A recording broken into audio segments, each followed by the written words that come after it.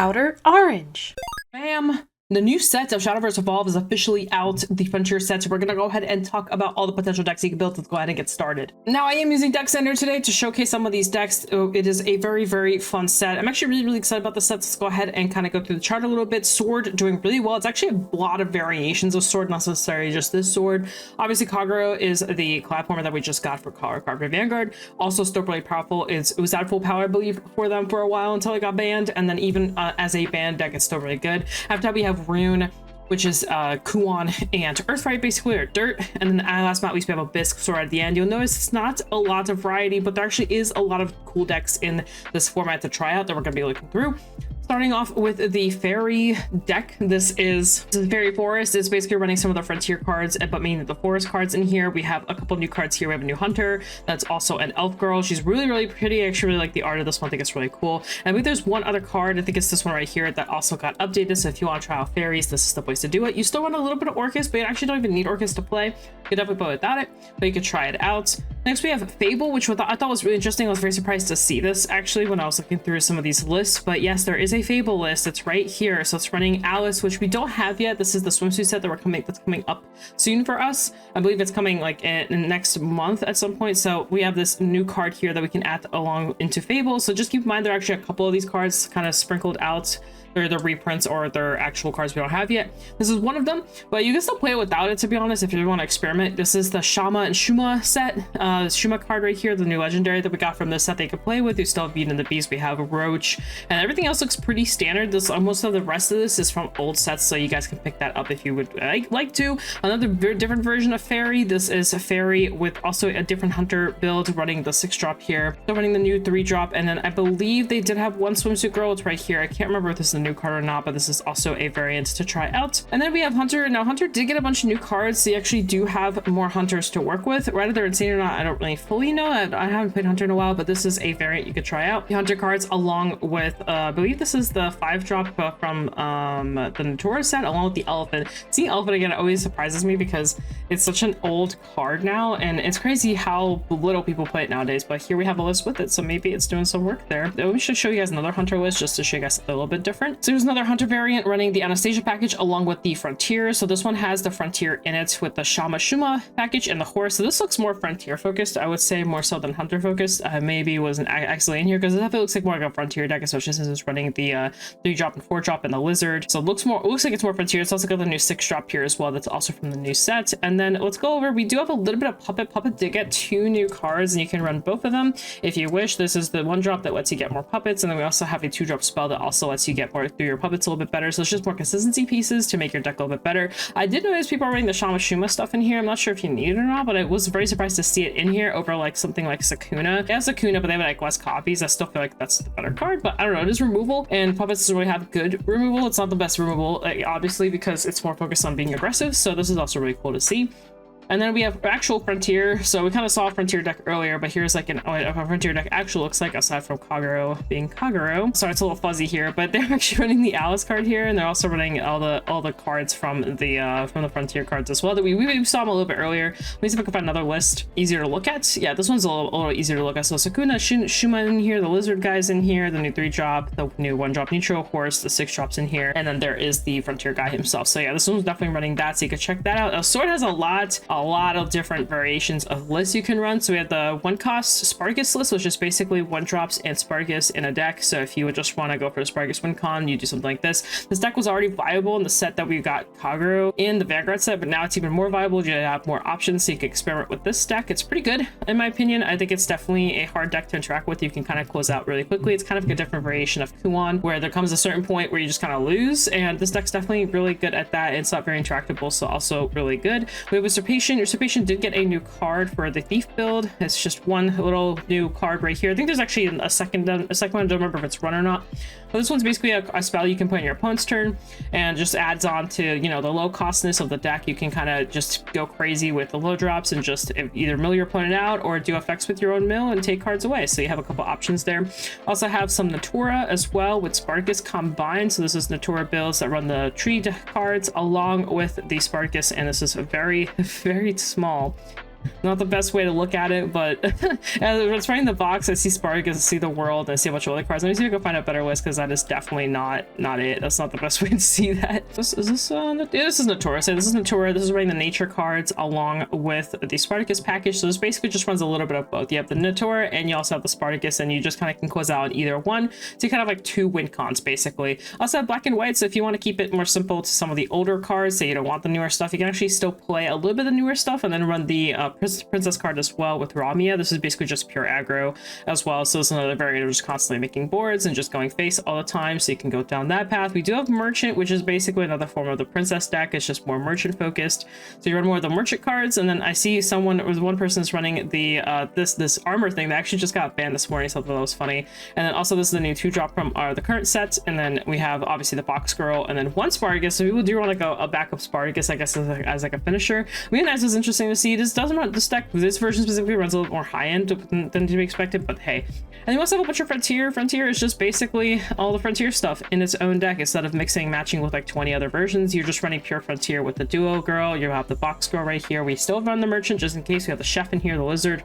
Got Ramia, got the 2-drop sword girl, the 1-drop spell for the box effect, got a little bit the neutral, got the tuxedo guy and the cowboy girl along with the horse. I know I basically just said a bunch of random stuff. That's basically what these decks are. They're just, they usually all use a similar amount of neutrals, and then they have like their own versions of their frontiers basically that like spawn out tokens, and they use those tokens to kind of progress further in the game, to mount and all this other stuff. So that's basically kind of like the general gist of frontier decks. Kind of have like a similar gimmick of using their frontier abilities, and then kind of similar to how Natura had the tree. Now we just have a different version of that basically. So yeah, so there's that. That's a good one. I'm sorry I'm not going super in depth about the decks themselves. It's because I don't play much swords, so even though there's all these variations, I don't really play it, so I don't have much information to give.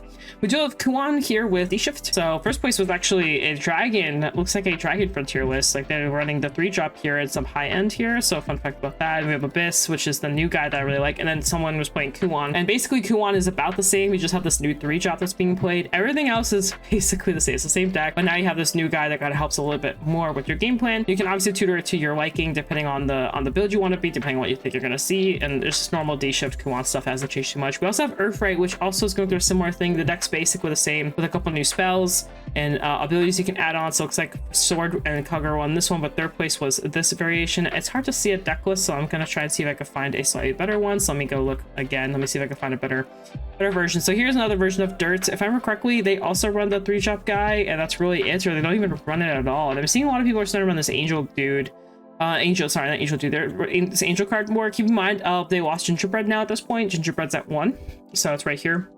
So people had to, you know, substitute. So it used to be that this card's very popular. I've noticed it in a lot of decks recently, that card. And there's like one other card that I've been kind of seeing a lot of. But here's another Dirt deck as well to give you guys a little bit of a look to see what's going on in here. So like I said, it's just a standard build, but now we're just substituting some running the Golem Rampage. So you have a couple options. You really don't need much. I think this is a new card. It is a new card. So some people are just running this new 3-drop, this 1/4 that also helps with golems. So this is the card I was thinking of. This is the card you can run as well to kind of help with the space that you have that you to use now. And that's basically it for that. We also have Academy. Academy got some new stuff. We got this new 2-drop guy, got some spells you can play with. There's also this swimsuit card that we don't have. I don't know if this might just be a reprint, to be honest with you, but yeah, basically it's just what it's been. But we do have a couple new cards to work with. We also have Idol, which is Luciana. Luciana did get some new, I guess, supporting cards that you can use, so you can experiment with Luciana. I'm not too familiar with Luciana, so I'm just kind of we're gonna leave the post for you guys to look at. You guys can see for yourself. We do have Vincent, which I'm actually interested in. I'm not gonna try because I'm not really a rune player. I know I'm going through the crafts I don't normally play so far anyway. But yeah, so basically you're running with all the high end, all the different costs. So you basically just need a bunch of different costs to fulfill certain conditions with Vincent and this 10-drop, and that's basically what you're trying to go for. I also have this 9-drop that reacts to certain specific things, and you basically play the game that way with this new 8-drop ugly looking thing, and then this also cares about costs as well. So you basically just have a big cost engine. It's a little more high roll. It's very more Highlander focused and stuff like that, but it's really cool. So you can try that out. I recommend it. It sounds really cool. I haven't really played it myself, but it sounds cool. So we have a Dragon. Dragon's got Control, which is just pure control variant, where you just play for healing and late game. And this new 3-drop plays with high cost guys. So you want to discard high cost guys to get more effects and stuff like that. It's also running Flaming Glass. I'm not too sure about Flaming Glass, to be honest, but you can run it, I guess, if that's what you want to go for. Got aggro as well. So if you want to be less control but more aggressive, here is a variant for you. This is running the Frontier package a little bit, and I believe that's Forte right there as well. So And there's the forte. So yeah, running a little bit of the lower cost, and we're not going super heavy for the super big cost, but still running some of the big cost, but just not as much. This the Dragon Cap, this set is more focused on big cost dudes, at least for like the main gimmicks that I got. We also have Armed. Armed really has not changed, but here you go in case you really need it. I'm seeing some people running the Vanguard stuff in there as well. And then we have Natura as well. So Natura can also be played, but this one doesn't really have an actual list for us. So let's go over to another one. Here's Natura. Oh no, that's Kagero, sorry. Here's Natura. So it's running the Bane Girl on top of the tree marker. The maker is the Angel Banish guy. Basically just kind of like a control variant. And then you go into the end and then some late game copies. So not the end, sorry, the world. And then some late game cards to kind of finish off your opponent. You'll basically just out steam them. That's basically the way that works. And we have Lidworm here, which I don't know too much about this deck, but it is a deck. I believe this variant runs this 10 drop here that you play for, and it basically you want to pitch it, you want to discard it and get extra effects. It basically you have a lot of high costs in your hand, but if you can get to the late game, you'll just win off late game. Also runs Pumpkin Guy. I really like Pumpkin Guy. I support Pumpkin Guy. Next we have Abyss. Abyss has a bunch of different variants as well. So we have Control, which is just basic, the regular control you've been probably seeing if you've been playing the game for a while. Just the regular Rule and I discard Luzin stuff with Israfil as your endgame and Death's Breath and Yuzuki. We still got the Cowie in here. We got the discard cards. We got the Do Blame, more losing cards. We also have this new 1-drop and 5-drop that basically engage and force your opponent to discard. So basically they're just new cards that have added onto the control package if you want to play that. And then, like I said, there's a bunch of versions of this. Like there's a bunch of ways you could build it as well. So there's no real correct way, in my opinion. I just think it's just as long as you don't open the high end that's too quickly, you'll be fine. This looks like Nempus. This is Nempus. I'm actually going to save this for myself because the Nempus I wanted to try out, like the guy that made it like took down his post for some reason. So Nempus Control, we're running this 5 cost right here. Sorry, it's loading the save file I made. And we also have Maisha in here, which I think is very, very funny. I never thought about Maisha in the deck, but I guess it could work, huh? You can't call it out. It would be a way, but this is a lot of 1-ups, and obviously we're running the 5-drop. It can be played off of the Nempus as well. And then we have the Luzin for late game stuff, and then we have the Odile, and I see we have the 3-drop spell here.